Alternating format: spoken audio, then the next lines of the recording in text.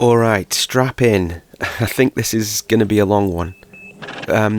By far, the main thing people have been asking to see since I started the channel, which admittedly was only like 2 weeks ago, is a breakdown of the gameplay mechanics. So I'm going to try and guide you through that now. And bear in mind, this is all probably going to adapt and change over time, and although it's taken me a while to reach this stage, this is still kind of really the first functioning iteration. But yeah, here we go. I've never designed a game before.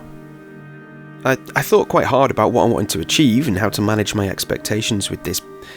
I did have a defined idea of what I wanted the game to do from the outset, but I have never designed a game before, But the crux of what I wanted to do, if I break it down to the core, are two things, and this may be totally naive seeing as I've never designed a game before.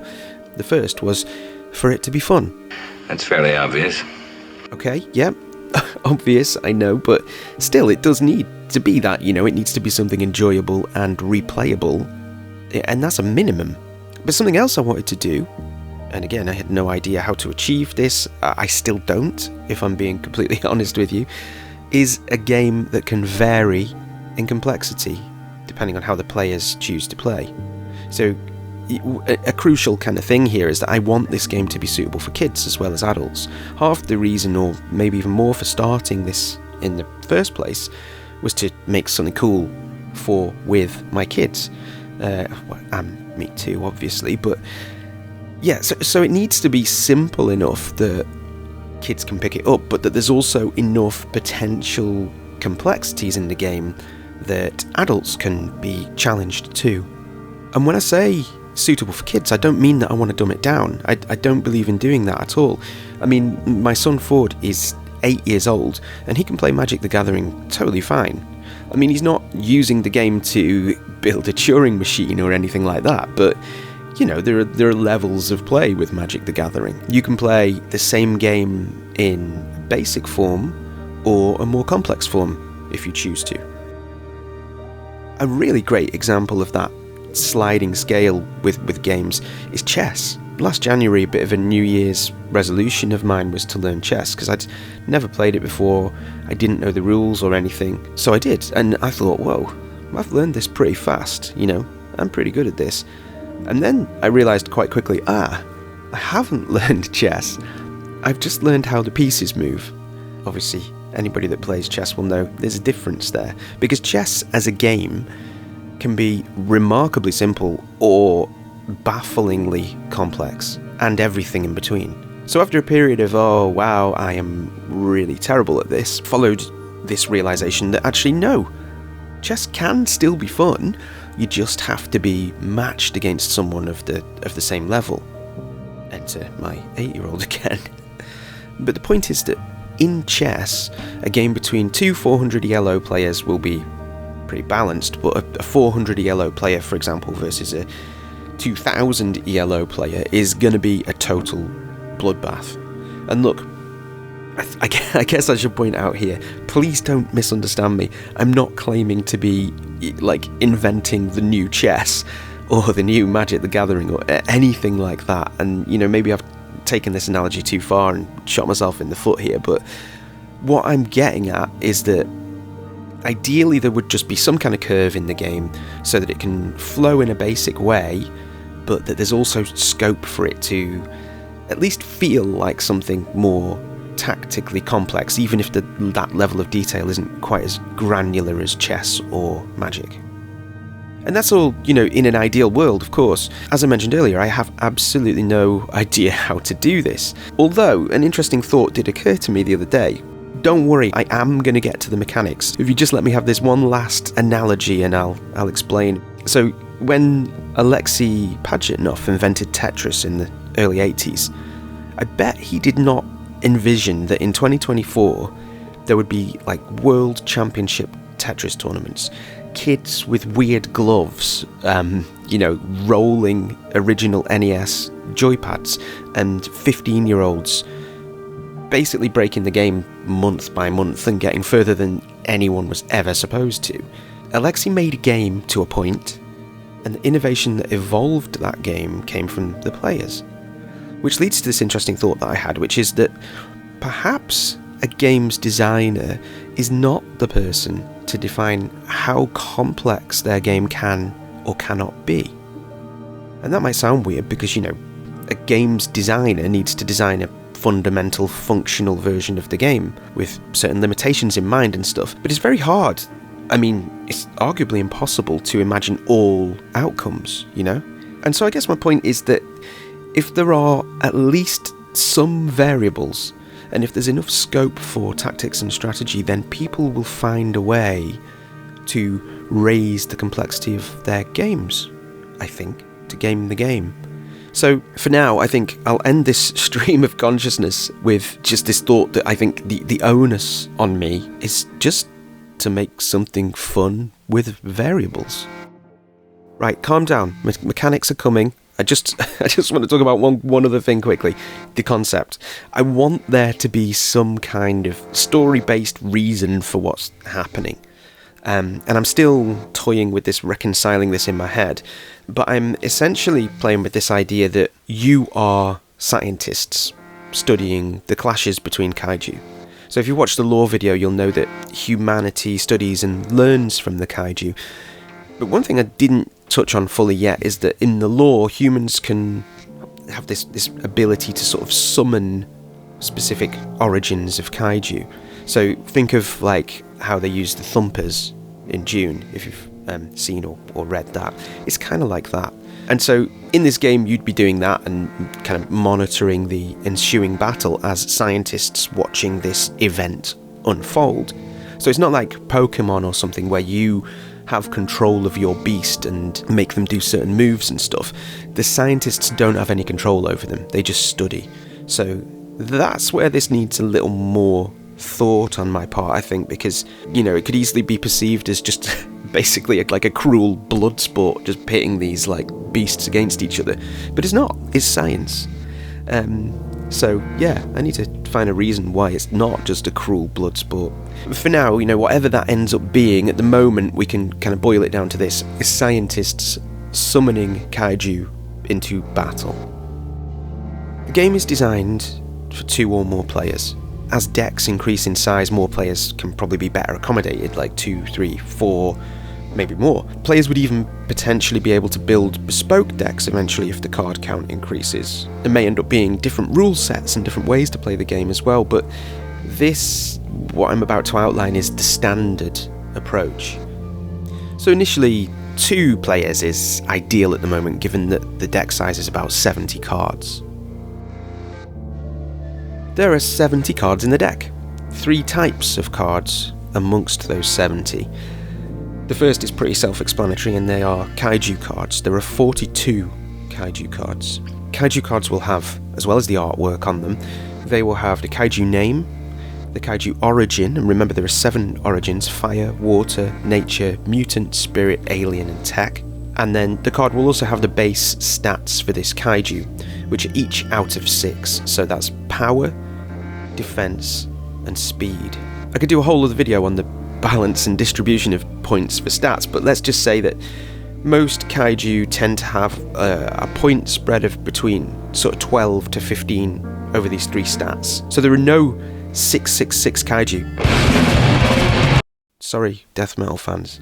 As well as this, on each Kaiju card there is a special ability which can only be used once per game, and we'll talk about this more later on. So the second type of card is called a location card, and there are 21 of those in a deck.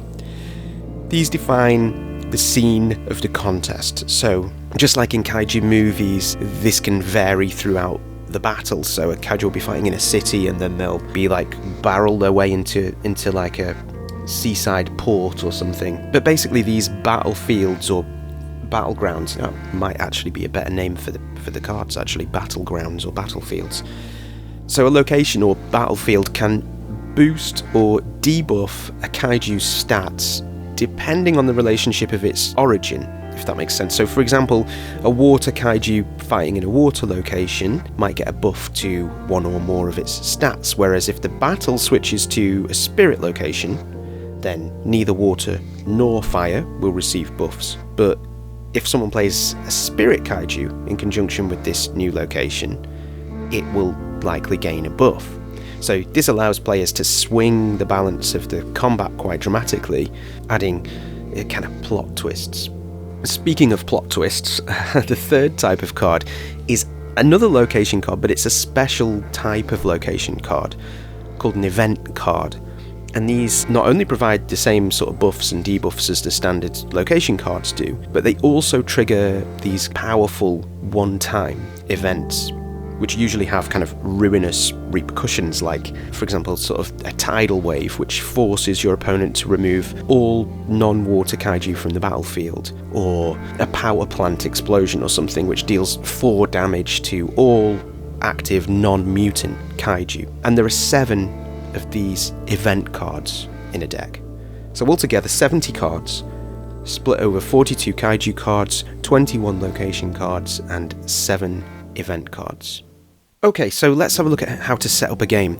Each player starts with 10 health points.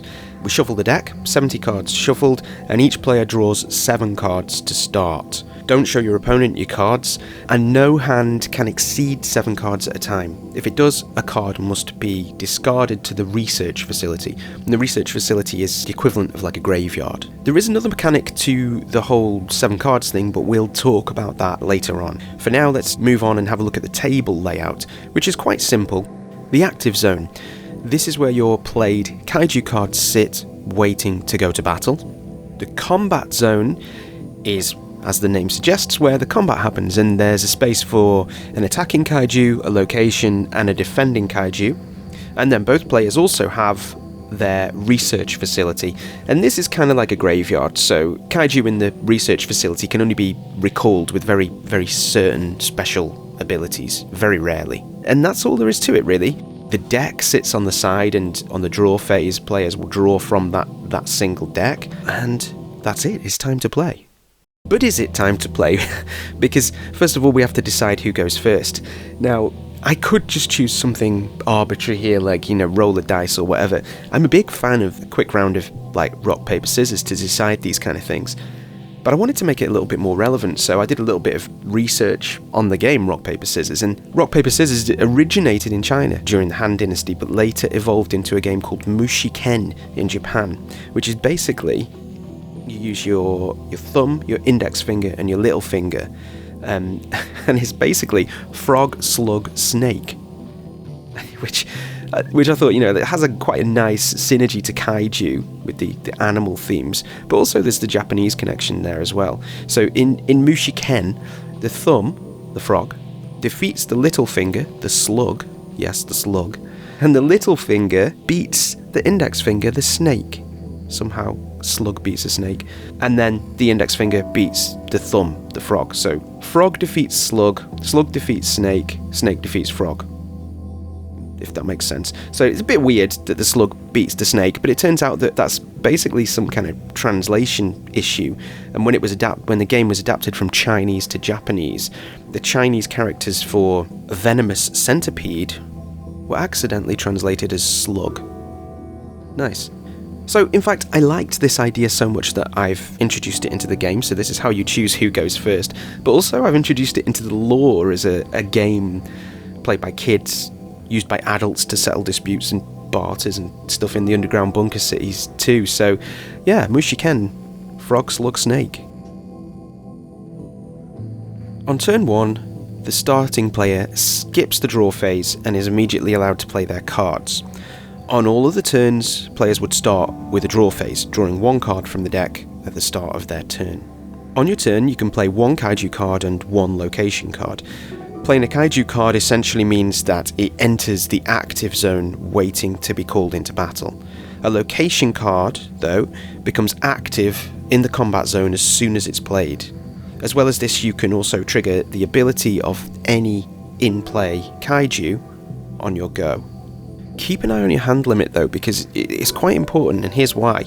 If at any point your opponent suspects you of having more than 7 cards, they can call you out on this. So if it's found out you do have more than 7 cards, not only must you discard down to 7, but you also lose 1 health point.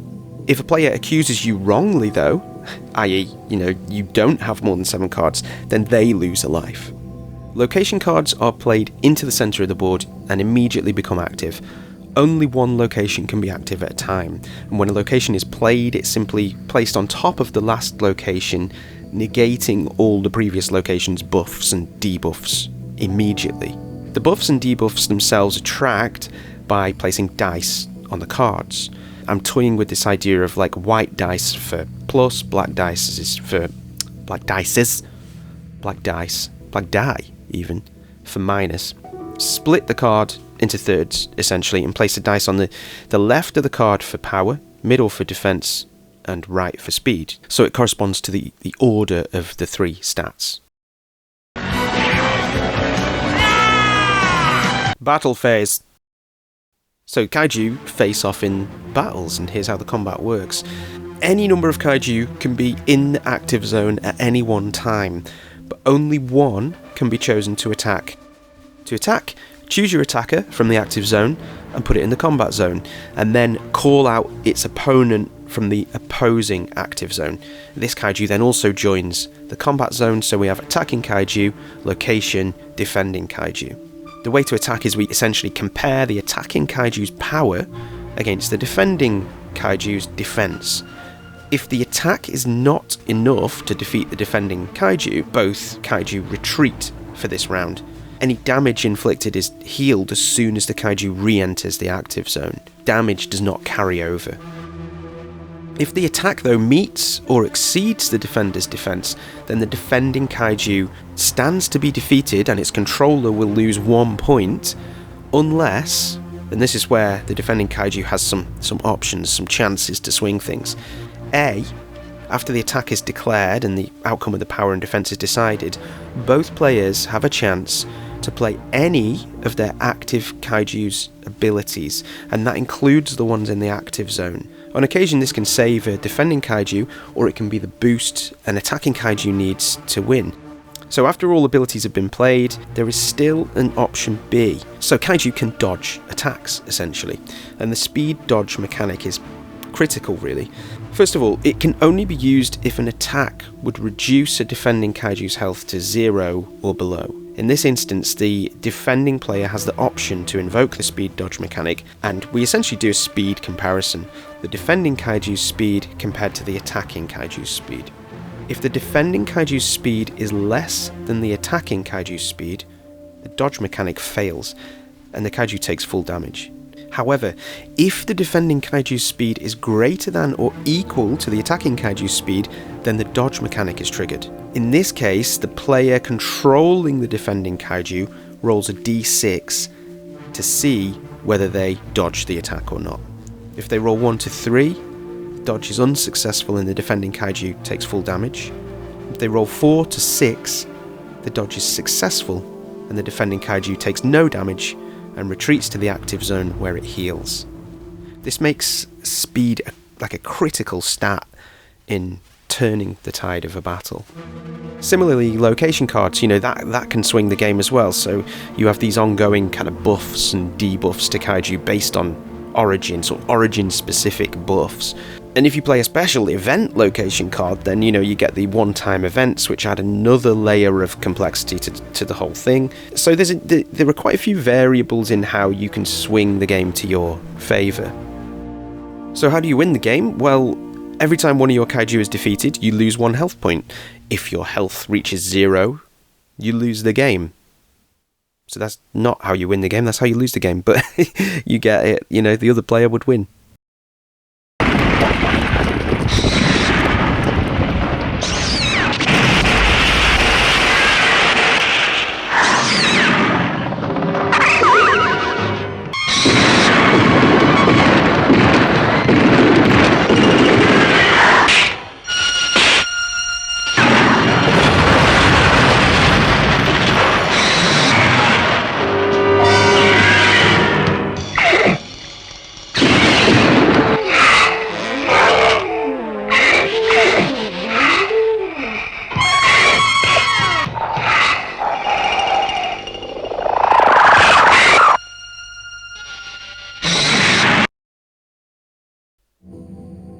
Okay, so in this example, Player 1 has 3 nature kaiju cards, and in the first round they play a nature location, which means that they get a +1 defense to all nature cards and a +1 power to all nature cards, which, you know, gives them a huge advantage with these cards, or not necessarily a huge advantage, but a huge boost with these cards. So they decide to challenge player 2's spirit kaiju into battle with their nature kaiju, which now becomes from a 5/3/5 becomes a 6/4/5 powerful beast. So player 2 decides, okay, well, you're going to beat me with your 6, so I'm going to play my ability, my spirit kaiju's ability, which gives it a +2 defense or a +2 power, but the +2 power would do nothing. So the +2 defense gives it a boost. It's still not quite enough to avoid the attack of the nature kaiju. So player 2 has a look at their other 2 cards.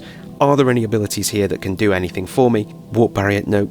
Prevent all damage to an alien kaiju doesn't do anything. Deal 2 damage to a non-water kaiju. Well, you could deal 2 damage to the nature kaiju, but it's not going to make any difference in the attack at this point, so no, that does nothing. And we go straight to the dodge mechanic. In this case, the spirit kaiju has 5, the nature kaiju has 5 for speed, so player 2 will roll to see whether they can dodge this attack or not. Unfortunately, in this case, player 2 rolls a 1, their spirit kaiju is defeated and goes off to the research facility. So now it's player 2's go. Player 1 is sitting there. I got my 3 nature kaiju and the nature location down. I'm laughing. But on player 2's go, on the draw phase, they pull out an event card, and the event card is Flash Flood. So Flash Flood, as well as its kind of usual +1 defense to water kaiju, has a one-off event, and that event returns all opponents in play non-water kaiju to their hand. So immediately, all of those nature kaiju are gone, the nature location is gone, and suddenly player 1 is not in as good a position as they were before, because player 2 also has a water kaiju in their active zone ready to be played on the next round. So you can see how, you know, things can turn quite quickly. So player 2 lost a life on that go, but is in a good position ready for the next round. So as we see there, kaiju are not just about those 3 raw stats. Each kaiju also has those unique abilities which really give them the potential to change the game and sway the battle in their favour. But remember, they can only be used once per game, so you have to choose your moment carefully. And that's the basics of it, really. That's how to play. It's all about balancing, strategy, managing timing, and, you know, whatnot. And there may be a few nuances and stuff that I've missed out or not addressed here, but that's the basics of the first iteration of the game. There are things that I've realised and tweaked already. A lot depends on the stats and abilities of kaiju, and I've ended up revising and tweaking those a lot. Sometimes I've found that certain abilities just don't work or are not relevant, or that a location effect doesn't provide enough of a boost. So the balancing is really quite critical. It possibly even deserves a video of its own at some point. Bit tacky though. Not sure if that would be boring or not for people. Although, I'm guessing, if you've made it this far, you're probably like me and would dig that kind of thing anyway, so who knows. Anyway, this video has been way too long. I'm gonna try and end it here, so let me know your thoughts in the comments, because, you know, number one, I'm very, very interested to hear, but also it really does help to feed that hungry algorithm. And obviously, like and subscribe as well, you know to do that already. And thanks for watching. Now, I guess, get off and play a game of Frog, Slug, Snake. Frog, Slug, Snake. That's a bit of a tongue twister. Frog, Slug, Snake. Frog, Snake, Slug? Snake, Slug, Frog? Frog, Snake, Slug. Frog, Snake, Slug, Frog, Snake, Slug, Slug, Slug, Plug. It's a tongue twister.